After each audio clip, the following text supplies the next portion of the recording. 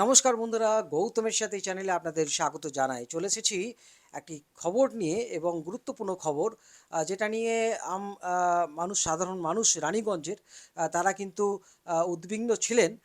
আর দীর্ঘ মানে কয়েকদিন যাবৎ রানীগঞ্জে এইচপি গ্যাস নিয়ে যে মানুষ যে সমস্যা চলছিল, সেই সমস্যার সমাধান, সেই সমস্যা যাতে মানুষ স্বস্তি পায়, সেই স্বস্তি কিছুটা এই রানীগঞ্জ চেম্বার অফ কমার্স তারা কিন্তু এগিয়ে এসেছেন এবং তারা গতকাল এইচপিসিএলের গ্যাস কর্তৃপক্ষের সঙ্গে তারা গিয়ে দেখা করেন।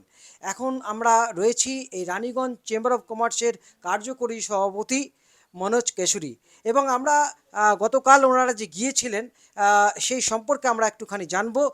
দাদা, প্রথমত আপনাদের অসংখ্য ধন্যবাদ জানাই যে রানিংগঞ্জ চেম্বার অফ কমার্স যেভাবে মানুষের কাজ করে চলেছে এবং এই যে এত বড় একটা মানুষের সমস্যা গ্যাস নিয়ে। তো আপনারা গেলেন কি খবর এখন? দেখুন, সর্বপ্রথম আপনাকে বলে দিই কি রানীগঞ্জ চেম্বার অফ কমার্স একটা বণিক সংগঠন। কিন্তু রানীগঞ্জের মানুষ যখন আপদ বিপদে পড়ে, কোনো অসুবিধা হয়, আমাদের যে লিমিটেড রিসোর্স আছে, আমাদের যে ক্ষমতা আছে, সেই ক্ষমতা অনুযায়ী আমরা চেষ্টা করি কি কীভাবে মানুষকে সেই অসুবিধা থেকে মুক্ত করা যায়, কিভাবে তাকে রিলিফ দেওয়া যায়। আমরা যখন শুনতে পেরেছি কি এইচপি গ্যাস নিয়ে রানীগঞ্জে একটা বড় সমস্যা আছে, মানুষ গ্যাস পাচ্ছে না, অসুবিধায় আছে, তখন আমরা একটা কমিটি আমাদের ডিসাইড করলো কি আমরা একটা letter mail through regional manager যিনি লোকেশ সেকশনে আছেন ওনাকে একটা ইনফরমেশন দিই। তারপরে আমরা সকালে কালকে ওনাকে মেল করি, তার দুপুরে আমরা এখান থেকে যাই ওনার কাছে। উনি খুবই কোঅপারেটিভ লোক, আর উনি আমাদের যাওয়ার সঙ্গে সঙ্গে ওই জিনিসটা ওনার নলেজে ছিল কি রানীগঞ্জ এইচপিতে কোনো অসুবিধা হচ্ছে, কেন অনেক কমপ্লেনও গিয়েছে, কোনো মেল থ্রু গেছে, কাস্টমারও করেছে। তো ওখানে যাওয়ার পর আমাদেরকে বোঝা গেল কি না উনি সিনসিয়ারলি চেষ্টা করছেন কি রানীগঞ্জের যে গ্যাসের স্কারসিটি এসছে, যে ক্রাইসিস আছে, তাকে কিভাবে দূর করা যায়। তো কথাবার্তা আমাদের হলো, ওনার অফিসে অনেকক্ষণ ছিলাম আমরা। আমাদের রানীগঞ্জ থেকে আমরা 4 জন গিয়েছিলাম। আমাদের প্রেসিডেন্ট যুগল কিশোর গুপ্তা গিয়েছিলেন, সেক্রেটারি শরৎ কানোডিয়া, চেয়ারম্যান রোহিত খেতান এবং আমি ওয়ার্কিং প্রেসিডেন্ট মনোজ কেশরী, আমরা 4 জন গিয়েছিলাম। ওনার যাওয়ার পর ওখানে গিয়েছি আমরা যখন, তো কথাবার্তা হয়েছে।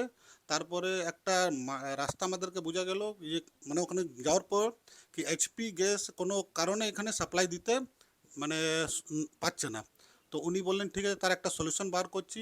যেহেতু রানীগঞ্জের আমরা একটা পার্টিকে, অন্য পার্টিকে ট্যাগ করে দিচ্ছি। আসানসোলের উনি আপনার ময়নাক রুদ্র আছেন, যিনি ময়ূরী গ্যাস এজেন্সি নামে চালান।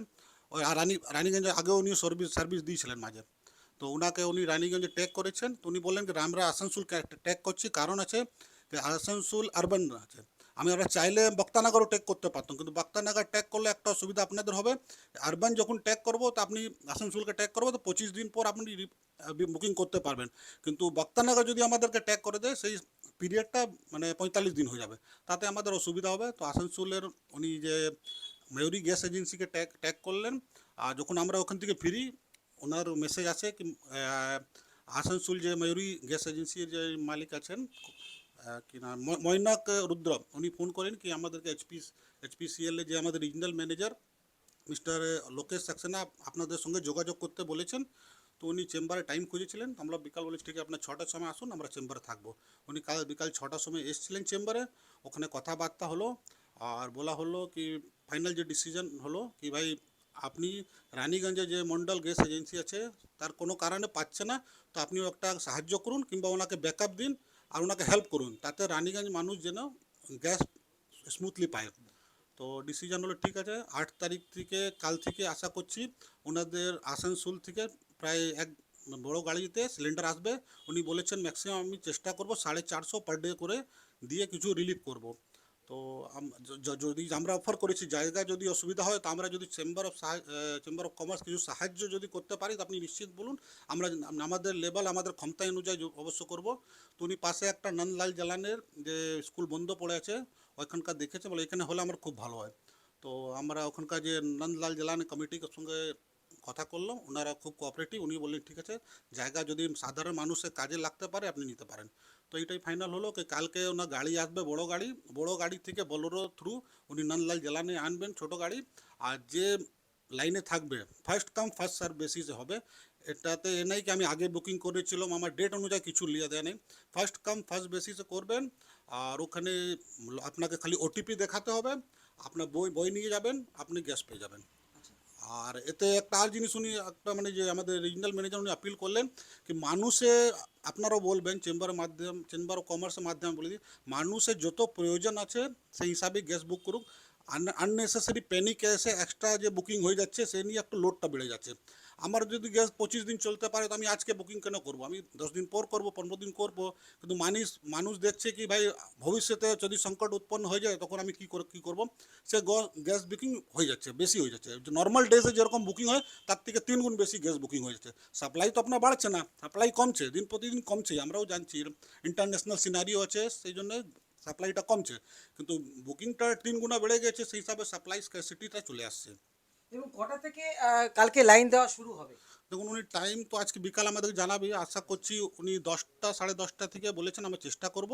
আর একদিনে 450 দিবেন উনি। আচ্ছা, তাহলে এখন অবধি যা কথা হয়েছে, আগামীকাল থেকে, আগামীকাল বুধবার, এবং সেই বুধবার থেকে সেই সকালবেলা সম্ভবত 10টা নন্দলাল জালান স্কুলের ওখানে কিন্তু আপনারা যে ফার্স্ট আগে যে যাবেন আগে পাবেন, এই নয় যে আগেকার বুকিং সেই ডেট অনুযায়ী নয়। তো বন্ধুরা, এখন দেখার, প্রত্যেক দিন 450 করে এইচপি গ্যাস প্রত্যেক যারা উপভোক্তারা রয়েছেন তাদের হাতে তুলে দেওয়া হবে। তবে এখন শুধু দেখার সময় অপেক্ষা যে সত্যিকারের রানীগঞ্জবাসী এইচপি গ্যাস থেকে কতটা সমস্যায় যে ভুগছিল, কতটা তারা স্বস্তির নিঃশ্বাস ফেলে, সেটা এখন শুধুই দেখার। তো বন্ধুরা, দেখতে থাকুন গৌতমের সাথে। আজকের মতো আপনাদের এইটুকু খবর দেওয়ার ছিল। আপনারা ভালো থাকুন, সুস্থ থাকুন, ধন্যবাদ।